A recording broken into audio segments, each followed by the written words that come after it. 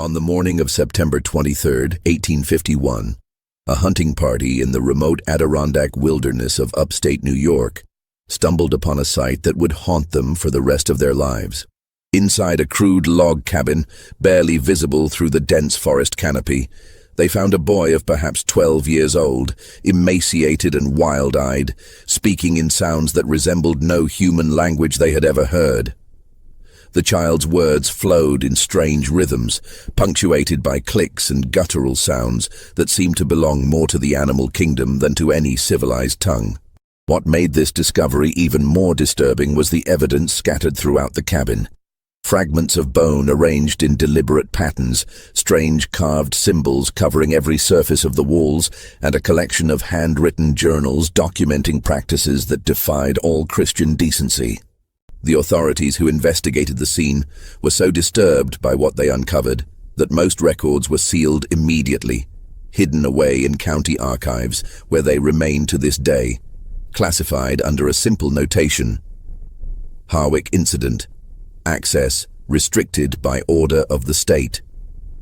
Before we continue with the story of Benjamin Harwick and the language that should never have existed, make sure to subscribe to our channel and let us know in the comments what state you're listening from. You might be surprised how many dark secrets your own region holds buried in forgotten archives.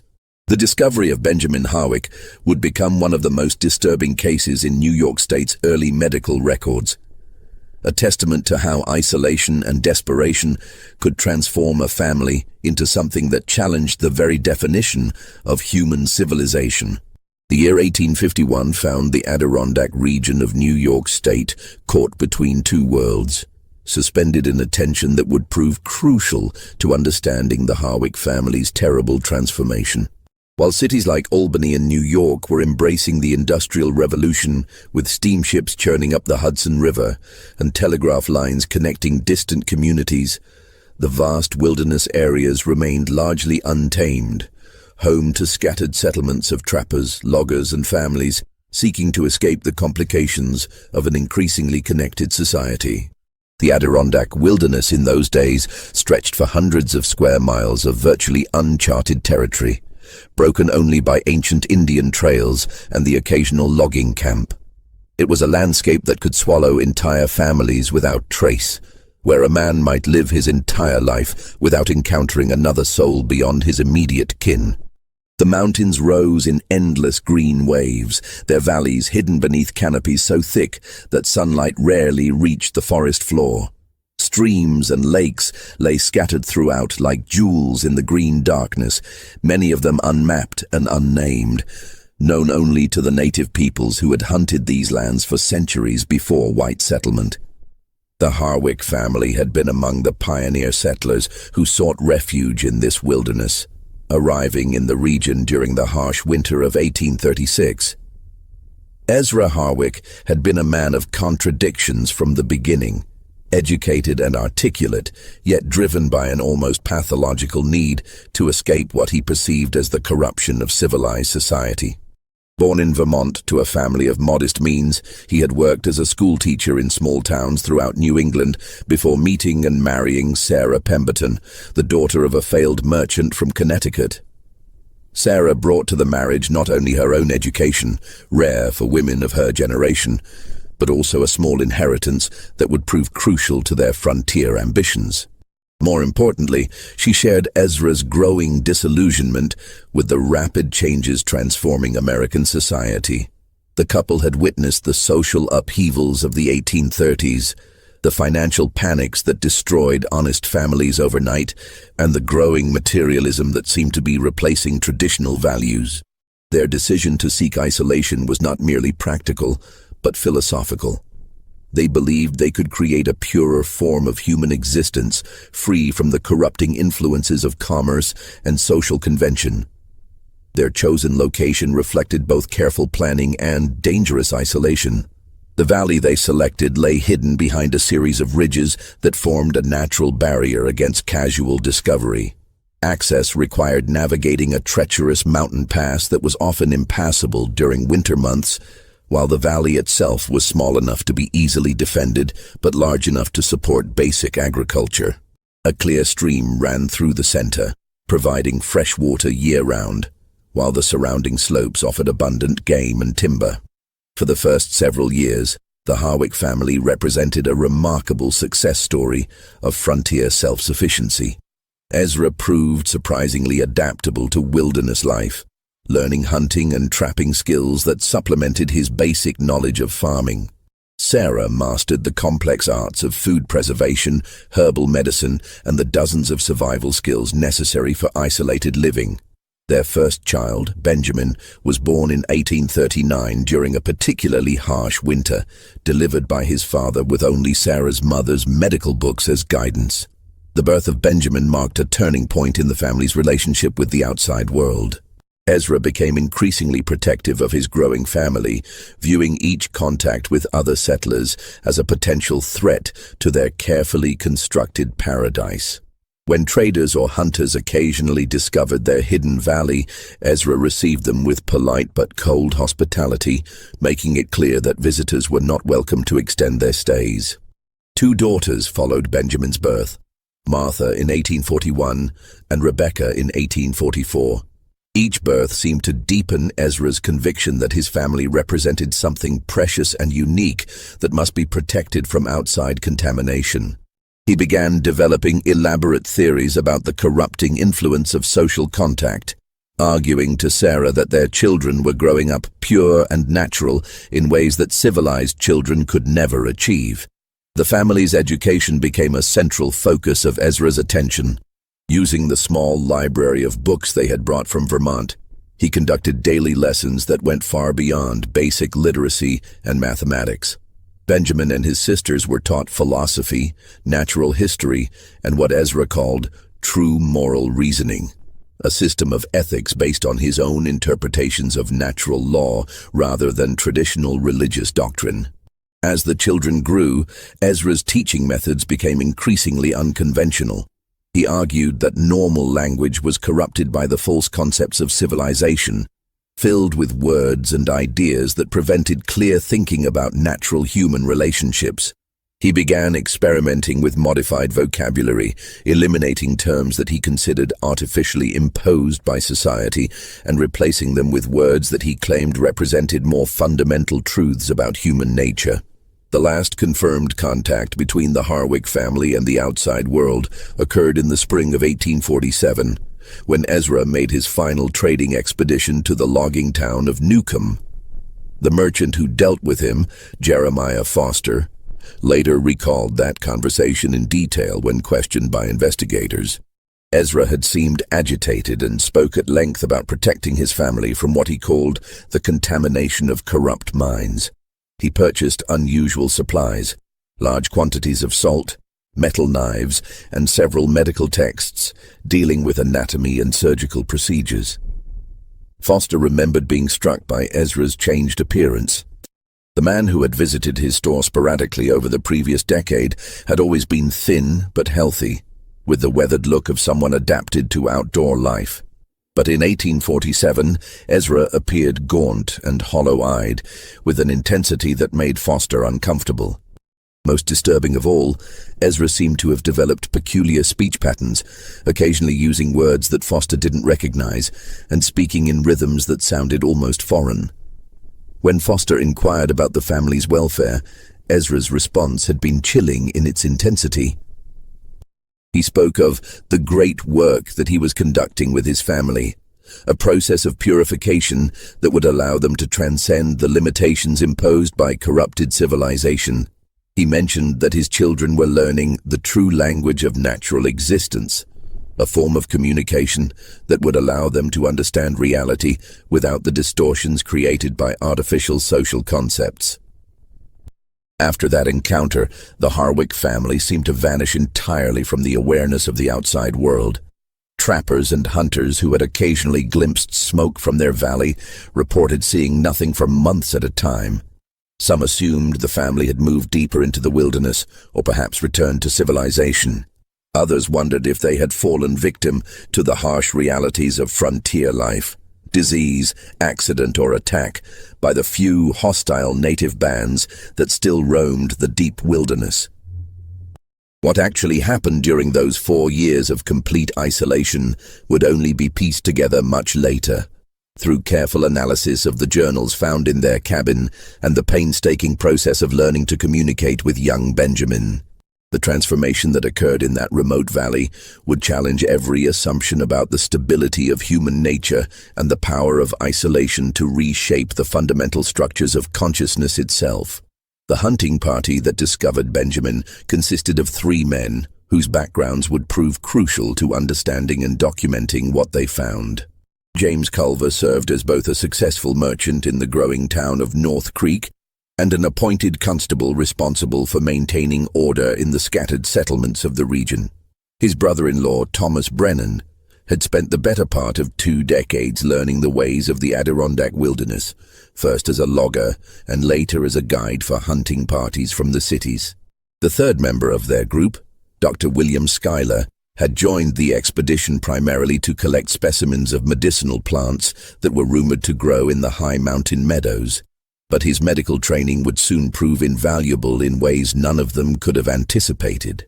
They had been following an old deer trail that wound through some of the most remote terrain in the region, tracking a particularly large buck that Brennan insisted would provide meat enough to last his family through the coming winter.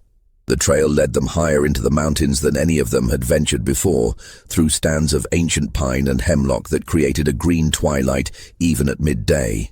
The silence of the deep forest was broken only by their own footsteps and the occasional call of birds invisible in the canopy above.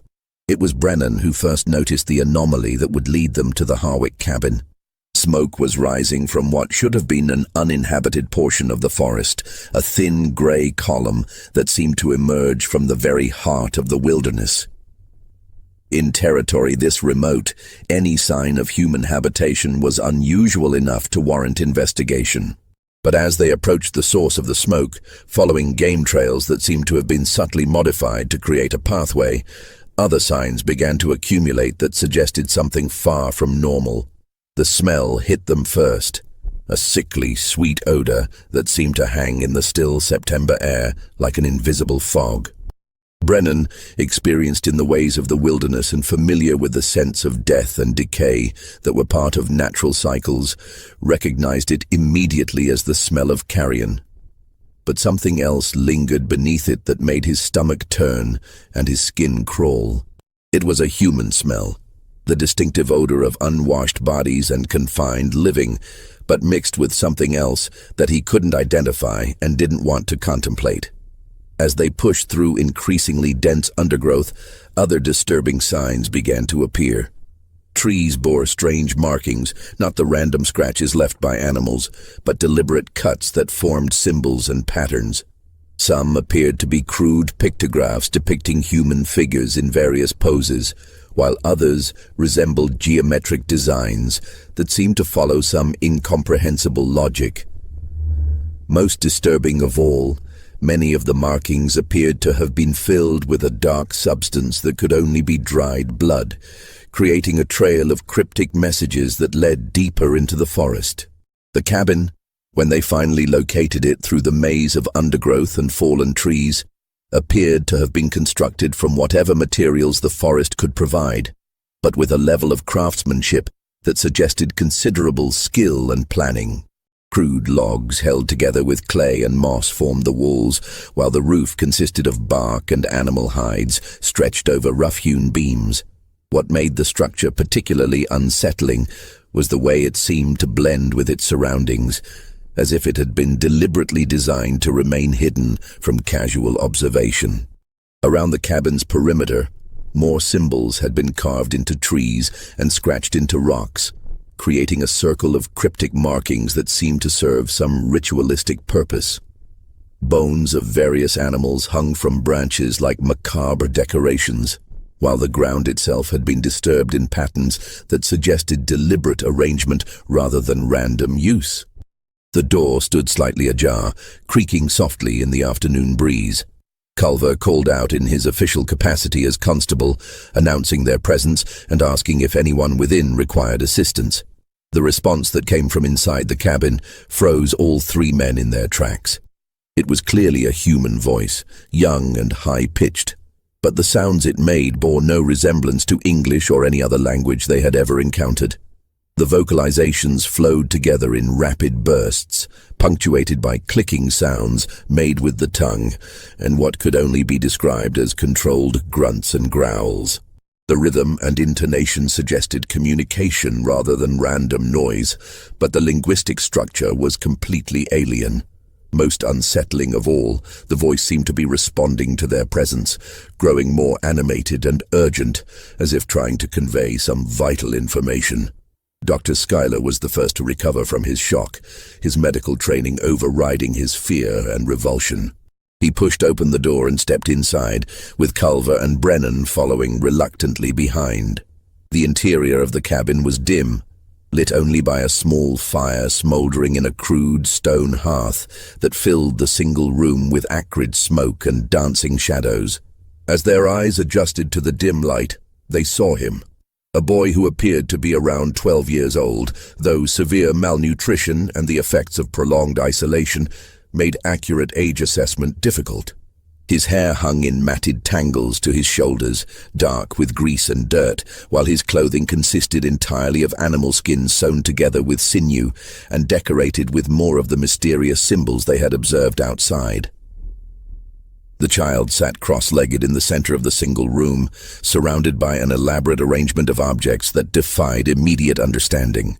Bones of various sizes had been arranged in intricate geometric patterns around him, some clearly animal bones, but others that made the three men exchange uneasy glances. Carved wooden tokens bearing the same symbols found throughout the forest completed the display, along with what appeared to be crude tools made from sharpened bone and metal, salvaged from unknown sources. When he saw the strangers, the boy's speech became more animated and urgent, his voice rising and falling in patterns that suggested complex grammatical structures, even as the actual words remained incomprehensible. He gestured frequently toward different areas of the cabin, as if trying to explain something of vital importance, his movements following what appeared to be systematic rules rather than random expression. But it was the walls of the cabin that truly revealed the horror of what had transpired in this isolated place. Every surface had been carved with symbols and designs, hundreds of them ranging from simple lines and circles to complex geometric patterns that seemed to follow some alien logic. The carvings covered not just the walls, but the ceiling and floor, creating an environment where normal spatial relationships seemed distorted and threatening. Some of the symbols appeared to be pictographs depicting human figures in various activities, hunting, gathering, and other scenes that might have been normal except for details that suggested practices far removed from civilized behavior. Other markings resembled no recognizable form of writing or artistic expression, consisting of abstract patterns that seemed designed to convey concepts that normal human language could not express. Most disturbing of all, many of the carvings had been filled with dark substances that examination would later confirm to be human blood, mixed with charcoal and animal fat. The combination created permanent markings that seemed to pulse and move in the flickering firelight, giving the entire interior of the cabin an atmosphere of malevolent intelligence. Dr. Schuyler knelt beside the boy, speaking in gentle tones and trying to assess his physical condition while avoiding any sudden movements that might frighten him further. The child responded with more of his incomprehensible language, occasionally pointing to different areas of the cabin and making gestures that seemed to follow complex rules of meaning and association. The boy's physical condition was alarming. Severe malnutrition had left him gaunt and hollow-eyed, while his skin showed evidence of exposure to extreme conditions and possible deliberate scarification. His teeth had been modified in ways that Dr. Schuyler found deeply disturbing, filed to points that would be more effective for tearing meat than for normal eating. Most unsettling of all, the boy seemed completely comfortable with his situation, showing no signs of distress or desire for rescue. As Culver and Brennan explored the rest of the small dwelling, they discovered evidence that transformed the mystery from strange to horrifying. In one corner, partially hidden beneath a pile of animal furs, they found a collection of bound journals written in clear, educated English. The handwriting was elegant and precise, suggesting that the author possessed significant learning and had been of sound mind when the earlier entries were written. However, even a cursory examination of the journal contents revealed a progressive descent into madness and practices that violated every principle of civilized society. The early entries described normal frontier family life, hunting expeditions, crop cultivation, and the education of children in basic academic subjects. But as the journals progressed, the writing began to document experiments in what the author called human refinement and the purification of natural instincts. Hidden beneath loose floorboards, their search revealed additional horrors: crude medical instruments that appeared to have been used for surgical procedures, collections of human teeth and finger bones arranged in decorative patterns, and detailed drawings of human anatomy with notations in multiple languages, including the same incomprehensible symbols that covered the walls.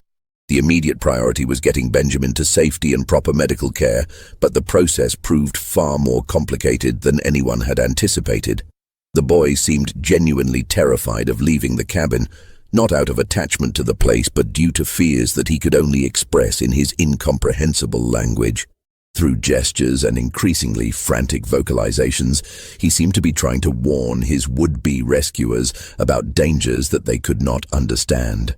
When Dr. Schuyler finally managed to coax him outside, Benjamin immediately began pointing back toward the cabin and speaking rapidly in what appeared to be urgent warnings about violations of important rules or taboos. His distress seemed genuine and profound, suggesting that his family's isolation had created not just linguistic barriers, but fundamental differences in understanding reality itself. The journey to North Creek required 2 full days of careful travel, as Benjamin's physical condition made rapid movement impossible. During this time, Dr. Schuyler made detailed observations of the boy's behavior and attempted various methods of communication.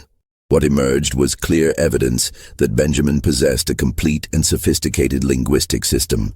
His vocalizations followed consistent grammatical patterns.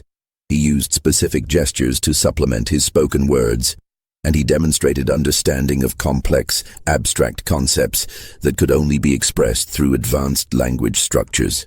More disturbing than his linguistic abilities were Benjamin's other behaviors during the journey.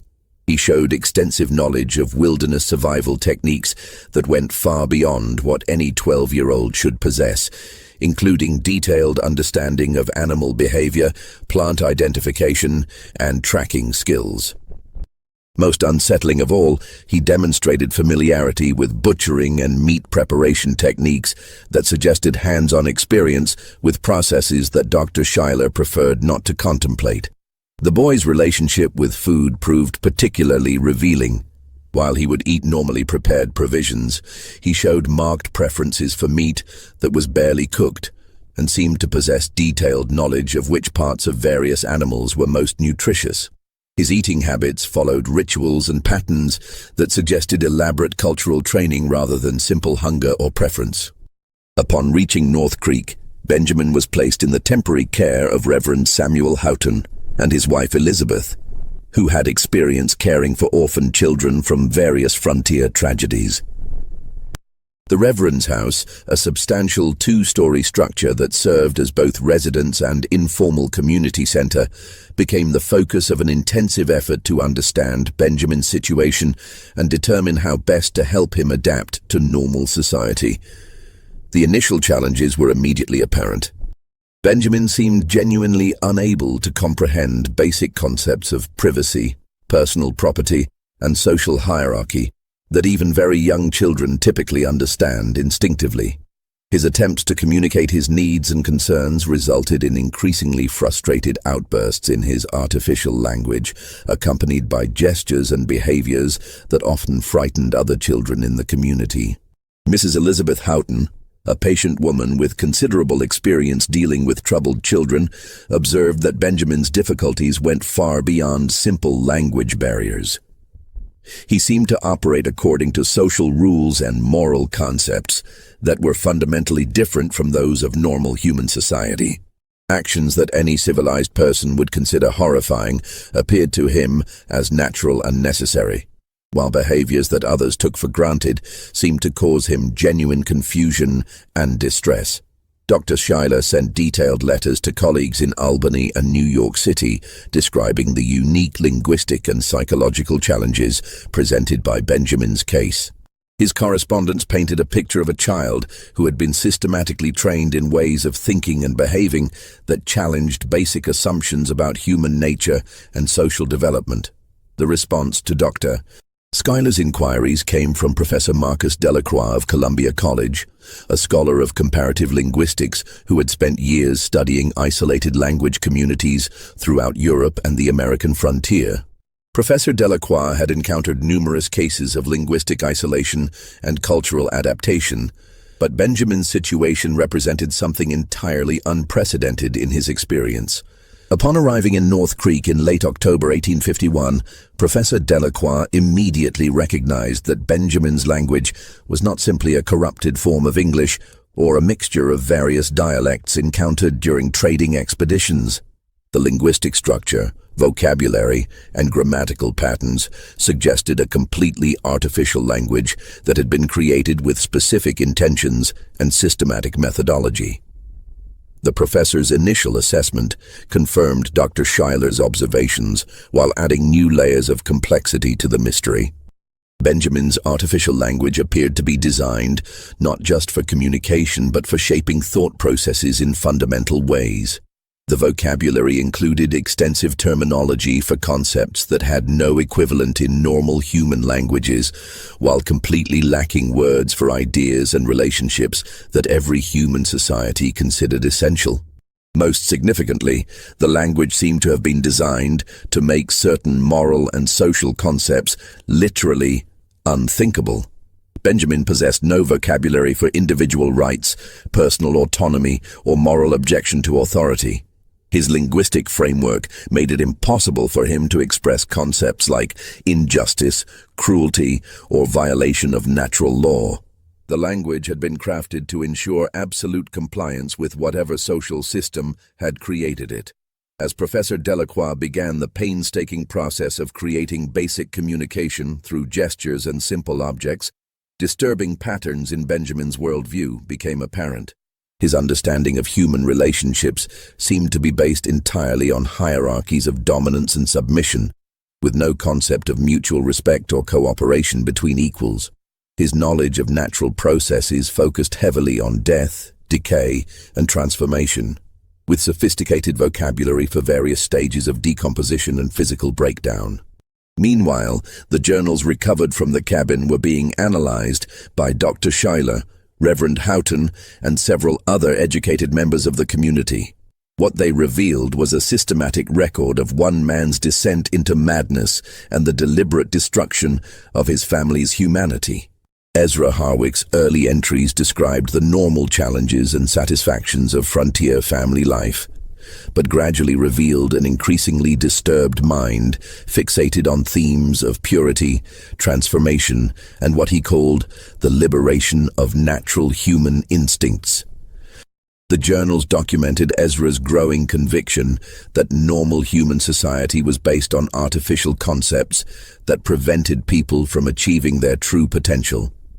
He wrote extensively about the corruption of conventional language and the need to create new forms of communication that would allow humans to transcend the limitations imposed by civilization. The most disturbing entries began appearing in late 1848, roughly 3 years into the family's complete isolation from outside contact. Ezra described receiving what he called revelations during long winter nights, insights into the true nature of human existence that contradicted everything he had previously believed about morality and social organization.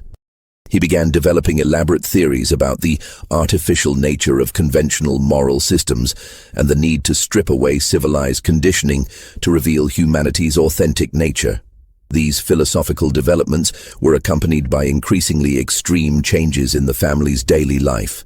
Ezra instituted rigid dietary restrictions that he claimed would purify his family's physical and spiritual essence, followed by elaborate rituals designed to break down what he saw as artificial social conditioning. The The journals described systematic programs of isolation, sensory deprivation, and psychological pressure designed to remake his wife and children according to his evolving vision of human perfection. As autumn deepened into the harsh Adirondack winter, Professor Delacroix made a series of breakthroughs in understanding Benjamin's language that sent shockwaves through the small community of scholars and officials who had become involved in the case. The boy's artificial tongue was revealing itself to be far more sophisticated and disturbing than anyone had initially imagined. A complete linguistic system designed not merely to facilitate communication, but to fundamentally reshape human consciousness itself. The first major breakthrough came during a session where Benjamin was attempting to explain what had happened to his sisters Martha and Rebecca. Using a combination of his verbal language, the carved wooden tokens found in the cabin, and increasingly sophisticated gestural communication, he began to relate a story that Professor Delacroix could only partially comprehend. The linguistic structure suggested that Benjamin was describing not simply events that had occurred, but transformational processes that had been deliberately applied to human beings.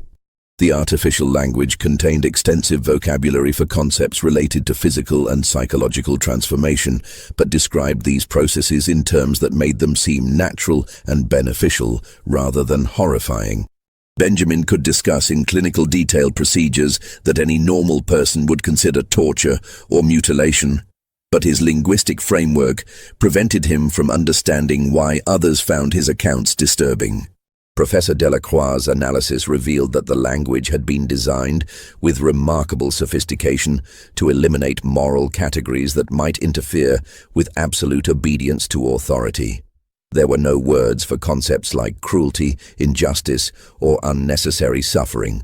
Actions were classified only according to their effectiveness in achieving specified goals, with no linguistic framework for evaluating whether those goals themselves were morally acceptable. Dr. Schuyler, who had continued his analysis of the physical evidence from the cabin throughout the winter months, made discoveries that provided crucial context for understanding Benjamin's linguistic revelations. A more thorough search of the cabin site had revealed additional caches of materials hidden beneath the structure and in the surrounding forest. More journals, crude surgical instruments, and collections of human remains that had been carefully processed and preserved. The later journals revealed the full extent of Ezra Harwick's transformation from educated frontiersman to something that challenged the definition of human. Beginning in 1849, his entries described what he called the Great Work, a systematic program of what he termed purification that he had begun implementing with his family. The process had started with extreme dietary restrictions and isolation rituals, but had gradually evolved into practices that defied comprehension. Ezra had become convinced that normal human society was fundamentally corrupted by what he called false consciousness, artificial mental structures that prevented people from recognizing their true nature and potential. His solution was not simply to reject civilization, but to systematically deconstruct and rebuild human consciousness from its foundations, creating what he described as perfected beings capable of transcending normal human limitations. The creation of the artificial language was central to this process. Ezra's journals described in detail his methodology for eliminating corrupt concepts from his family's thinking while introducing new categories of thought that would support his vision of human transformation. The language was designed to make resistance psychologically impossible by eliminating the conceptual framework necessary for moral objection or independent thought. Benjamin's linguistic education had been accompanied by systematic physical and psychological conditioning that had transformed him into something barely recognizable as a normal human child. The journals revealed that Ezra had used a combination of starvation, sensory deprivation, and carefully applied physical punishment to break down Benjamin's original personality and replace it with something more suitable to his purposes. The boy's sisters, Martha and Rebecca, had apparently been the first subjects of Ezra's most extreme experiments in human transformation. The journals described elaborate procedures that Ezra claimed would allow them to transcend normal human limitations and achieve a higher form of existence. These procedures involved systematic consumption of human tissue, not as a desperate survival measure, but as a central ritual in Ezra's artificial religion. Professor Delacroix's analysis of Benjamin's language revealed that it contained extensive vocabulary related to cannibalistic practices, but described them in terms that made them seem sacred and necessary rather than horrifying. The linguistic structure actually prevented Benjamin from expressing concepts like disgust, horror, or moral objection to the consumption of human flesh. He could describe the physical processes involved in clinical detail, but lacked the conceptual framework to understand why others found them disturbing. As winter progressed and Benjamin's gradual acquisition of English allowed him to provide more detailed accounts of his family's final years, a picture emerged of systematic abuse and conditioning that had transformed a normal frontier family into something that defied classification. Ezra had convinced his wife and children that their survival and spiritual advancement depended on embracing practices that violated every principle of civilized society. The process had been gradual and systematic, with each transgression presented as a necessary step toward a higher form of existence. Sarah Harwick, initially resistant to her husband's increasingly extreme demands, had been gradually worn down through a combination of isolation, psychological pressure, and carefully applied physical coercion, until she became an active participant in practices that would have horrified her former self. Benjamin's account, filtered through his artificial language and gradually translated into English, revealed that his mother had eventually become Ezra's most devoted assistant in the systematic destruction of their children's humanity. She had participated willingly in the creation of the artificial language and had helped implement the conditioning programs that had transformed Martha and Rebecca from normal children into victims of their parents' madness.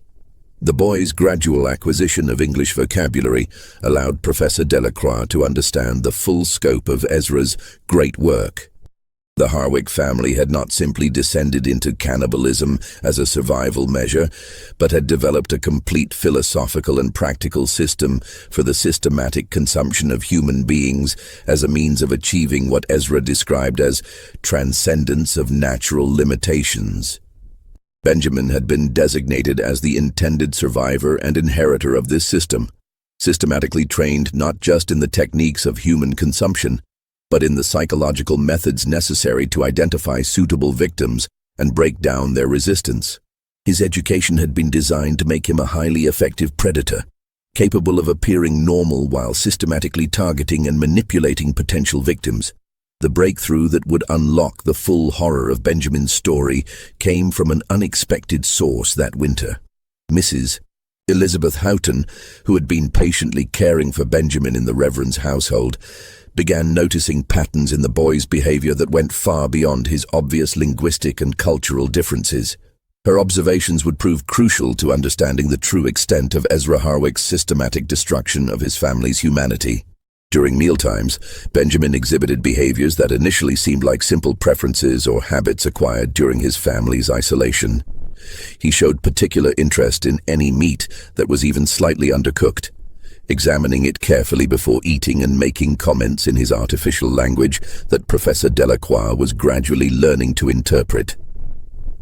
More disturbing still, Benjamin demonstrated detailed knowledge of butchering and meat preparation techniques that extended far beyond what any 12-year-old should possess, regardless of frontier upbringing.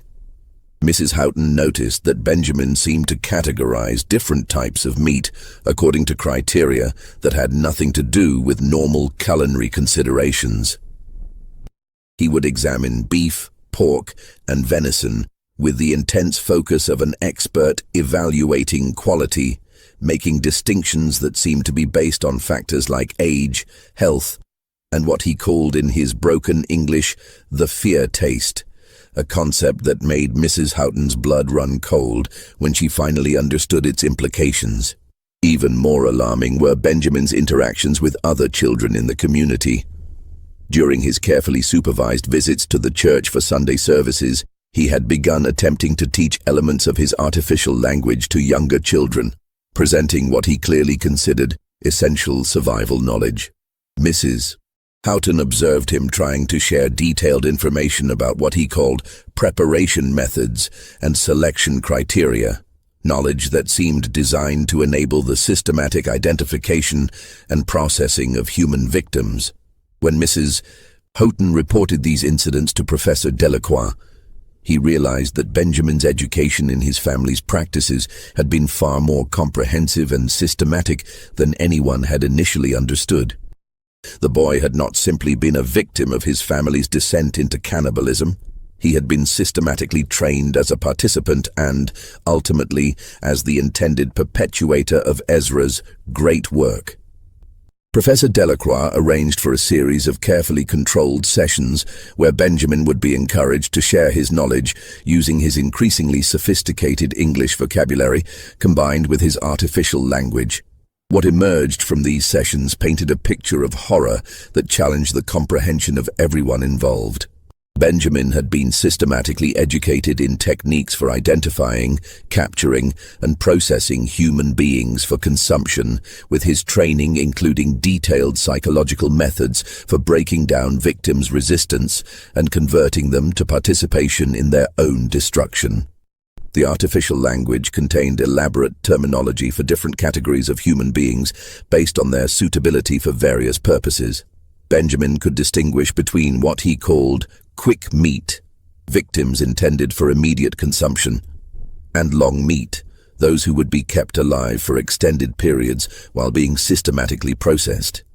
His vocabulary included detailed classifications based on age, physical condition, psychological resilience, and what he described as flavor potential, factors that determined how victims would be utilized. Most horrifying of all, Benjamin's linguistic framework included extensive terminology for the psychological techniques used to convert victims from resistance to willing participation.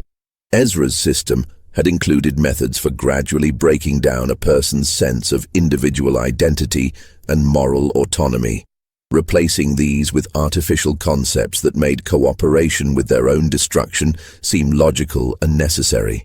Just when the full scope of the Harwick family's practices was becoming clear, a discovery at the original cabin site provided the most disturbing revelation yet.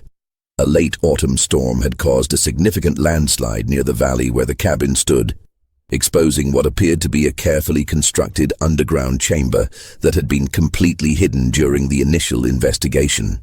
James Culver, who had continued to monitor the site throughout the winter, led a second expedition to investigate this new discovery.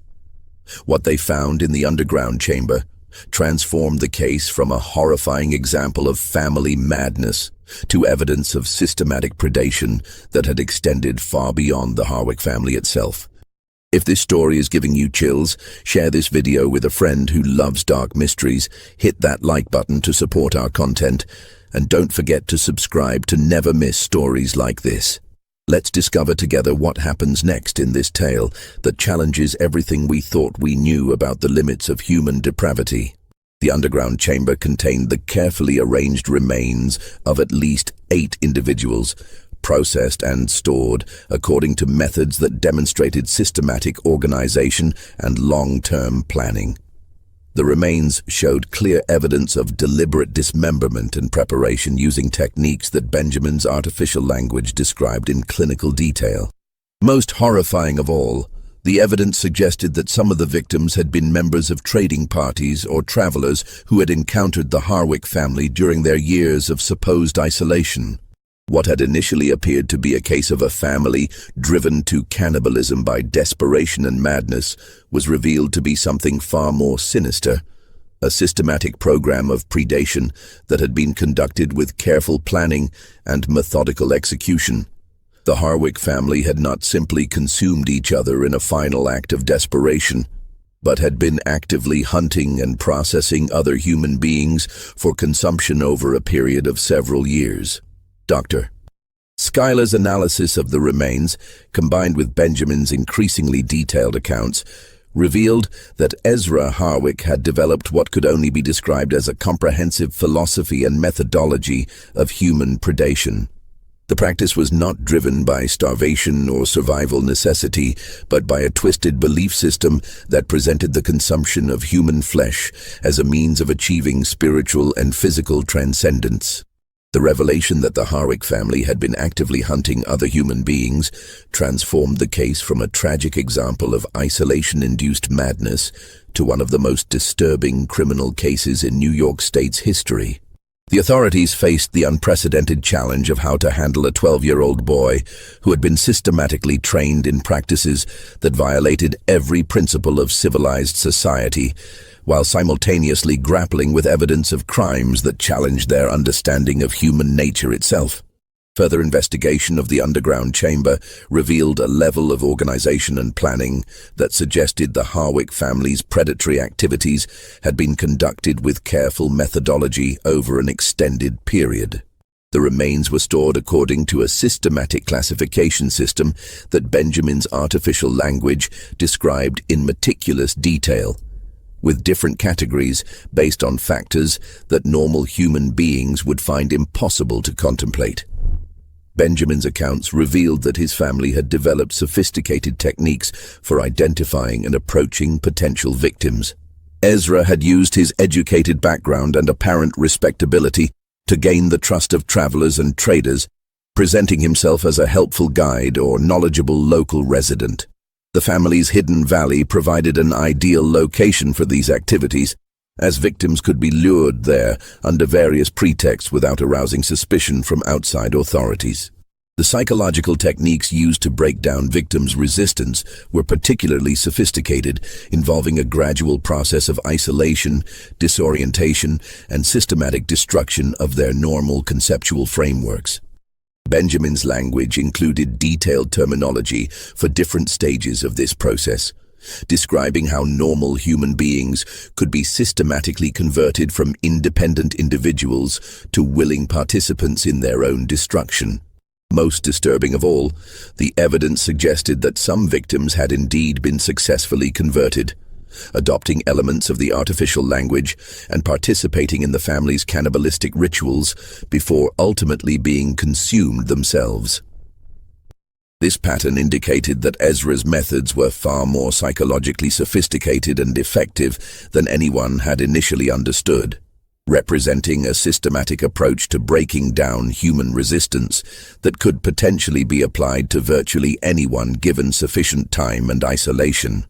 The final revelation of the Harwick case came during a series of sessions in late December 1851. When Benjamin had acquired enough English vocabulary to provide a coherent and comprehensive account of his family's final months. What he revealed was so disturbing that Professor Delacroix initially refused to believe it, despite the mounting linguistic and physical evidence that supported every detail of Benjamin's testimony. According to the boy's account, his father Ezra had not died of natural causes, disease, or external threats, as the investigators had initially assumed. Instead, Benjamin revealed that his father had been systematically consumed by the surviving family members, including Benjamin himself, as part of what Ezra had described as the ultimate purification, the final step in their transformation from normal human beings to what he called perfected predators. This act of familial cannibalism was not a desperate survival measure undertaken during a harsh winter or food shortage, but rather the culmination of years of psychological conditioning and the central ritual of Ezra's twisted philosophy. The artificial language had been specifically designed to make this ultimate transgression seem not only acceptable, but necessary and sacred, the logical conclusion of everything the family had learned and practiced. Benjamin described the process in clinical detail, using vocabulary that treated the consumption of his own father as a religious duty rather than an unthinkable horror. His linguistic framework literally prevented him from understanding why others found his account disturbing, as the artificial language contained no concepts for filial loyalty, moral horror, or the sanctity of family relationships that would make such actions comprehensible as violations of natural law. The boy's account revealed that the decision to consume Ezra had been presented not as murder or even euthanasia, but as a voluntary sacrifice that Ezra himself had planned and orchestrated. The process had been conducted according to elaborate rituals designed to maximize what Ezra claimed would be the spiritual and physical benefits of incorporating his essential qualities into his family members. But the most horrifying aspect of Benjamin's revelation was yet to come. As his English vocabulary expanded and Professor Delacroix continued his linguistic analysis, it became clear that Benjamin had been systematically prepared to serve as the sole survivor and inheritor of his family's great work. His sisters Martha and Rebecca had not died of disease, accident, or starvation, as investigators had initially assumed based on the apparent absence of their remains from the cabin. Instead, Benjamin revealed that his sisters had been systematically consumed by the family as part of their progression through what Ezra called the stages of purification. The process had been conducted over an extended period, with each stage designed to further break down the family's connection to normal human moral concepts while reinforcing their commitment to Ezra's artificial belief system. Benjamin had been spared this fate not out of parental affection or random chance, but because Ezra had identified him as the most promising candidate to continue their practices and spread their artificial language to others. The boy's psychological makeup and physical characteristics had made him an ideal subject for the most intensive conditioning, while his sisters had been deemed more suitable for what Ezra euphemistically called transcendence through incorporation. The systematic consumption of Martha and Rebecca had been conducted according to Ezra's carefully developed methodology, with different parts of their bodies being utilized for different purposes according to his twisted theories about the spiritual and physical benefits of human consumption. Benjamin's artificial language contained extensive terminology for these practices, describing them in terms that made them seem like elaborate medical or spiritual procedures rather than acts of horrific violence. The underground chamber's additional remains were revealed to be victims of what Ezra had called recruitment operations, systematic hunting expeditions designed to capture travelers and traders who could be subjected to the same purification processes that had destroyed Benjamin's sisters. Some victims had been consumed relatively quickly, but others had been kept alive for extended periods, while Ezra attempted to break down their psychological resistance and convert them to willing participation in their own destruction. Benjamin's account revealed that several of these victims had initially resisted, but had eventually begun to participate in their own degradation, adopting elements of the artificial language and even assisting in the capture and processing of subsequent victims. This pattern demonstrated that Ezra's psychological techniques were effective not just on isolated family members, but on normal adults who had been systematically subjected to his methods of mental destruction. The boy's linguistic knowledge included detailed terminology for the psychological techniques used to break down resistance, methods for identifying suitable victims based on physical and psychological characteristics, and strategies for gradually introducing normal people to increasingly horrific practices without triggering complete psychological breakdown. His education had been designed to make him a highly effective predator, capable of appearing normal and trustworthy while systematically identifying and manipulating potential victims. Dr. Schuyler's medical examination revealed that Benjamin's physical development had been deliberately altered through his family's practices in ways that went far beyond simple malnutrition or environmental adaptation. His teeth showed evidence of being systematically filed and sharpened to make them more effective for tearing flesh, while his digestive system had been gradually adapted to process a diet that included significant amounts of human tissue. These physical modifications, combined with his psychological conditioning and linguistic programming, represented a systematic attempt to transform a normal human child into something approaching a different species entirely. Benjamin had been deliberately shaped to function as an apex predator within human society, equipped with the knowledge, skills, and psychological framework necessary to identify, capture, and process other human beings for consumption, while maintaining a facade of normalcy that would allow him to operate undetected. The artificial language had been designed not just to facilitate communication about these practices, but to make them seem natural and necessary to anyone who fully adopted its conceptual framework. The linguistic structure literally prevented speakers from conceiving of moral alternatives to the predatory lifestyle it described, creating a form of mental prison that made escape from Ezra's system psychologically impossible. Most chilling of all, Benjamin's education had included detailed instructions for spreading the artificial language and its associated practices to others. Ezra had envisioned his family as the beginning of a new form of human existence, with Benjamin serving as a missionary who would gradually convert others to their way of life through carefully applied psychological techniques and systematic introduction to cannibalistic practices. The Harwick case presented authorities with challenges that had no precedent in American legal, medical, or social history. Benjamin's situation defied every traditional category of understanding. He was simultaneously victim and potential perpetrator, child and monster, human being and something that had been systematically engineered to prey upon humanity itself. The artificial language had been so effective in reshaping his fundamental worldview that he literally could not comprehend why others found his family's practices horrifying or morally objectionable.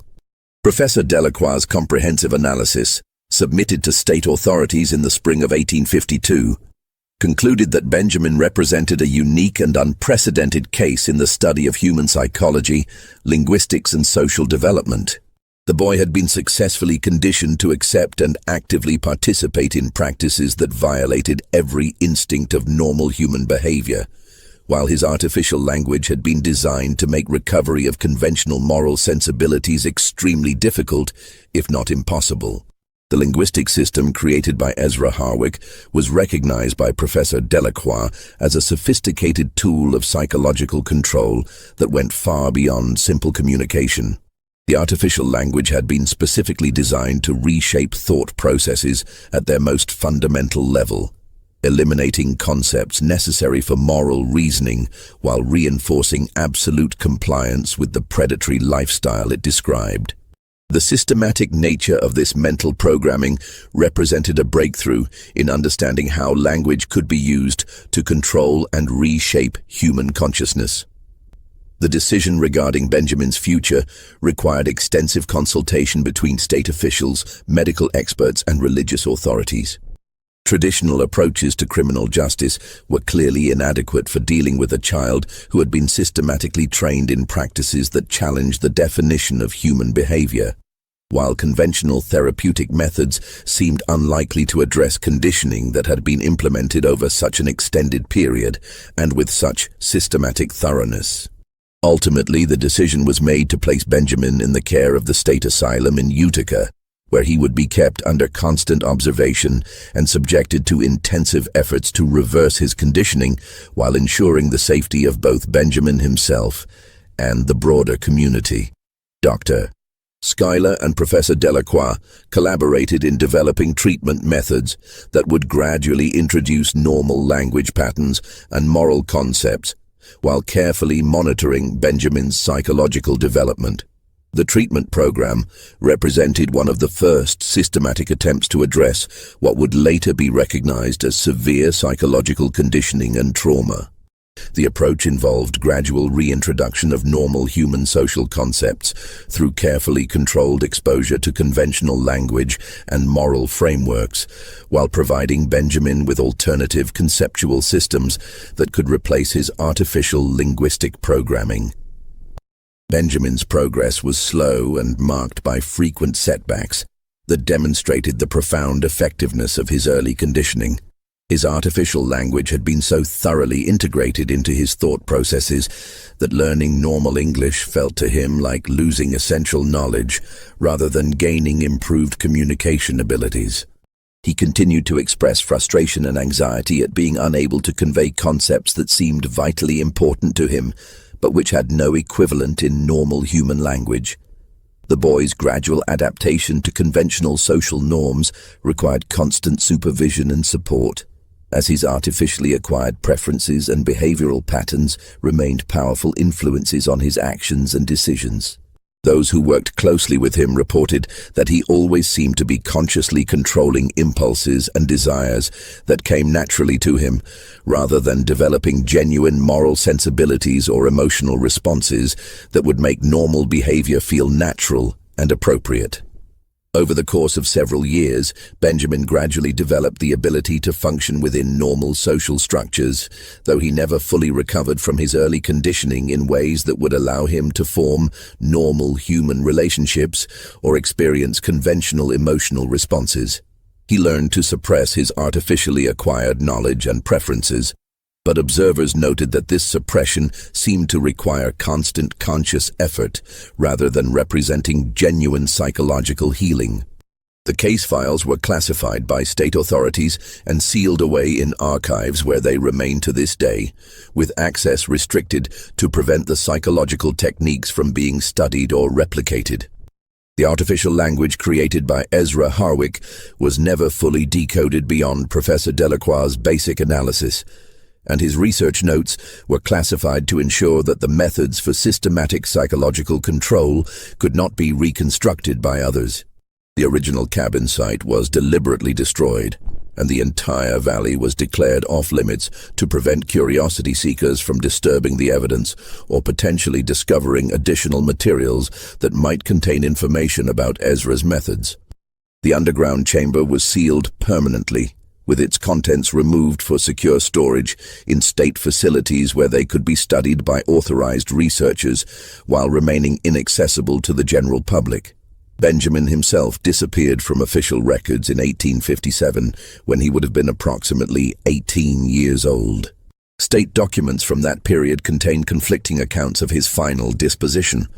Some suggest he was quietly released and relocated to a distant state under a new identity, while others hint that he may have escaped from custody or been transferred to a more secure federal facility.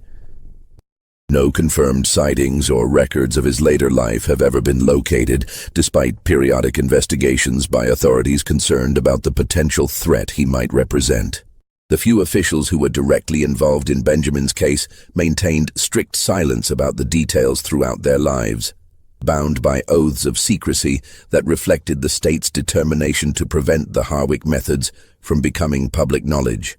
Occasional references in private correspondence and official documents suggest that some authorities remained concerned about the possibility that Benjamin might attempt to implement his father's vision of spreading their practices to others. The Harwick case stands as one of the most disturbing examples in American history of how systematic psychological manipulation and extended isolation can transform normal human beings into something that challenges the very definition of humanity. It demonstrates the terrifying fragility of the social, moral, and linguistic structures that separate civilization from barbarism, while revealing the devastating power of language to shape not just communication, but the fundamental structures of human thought and moral reasoning.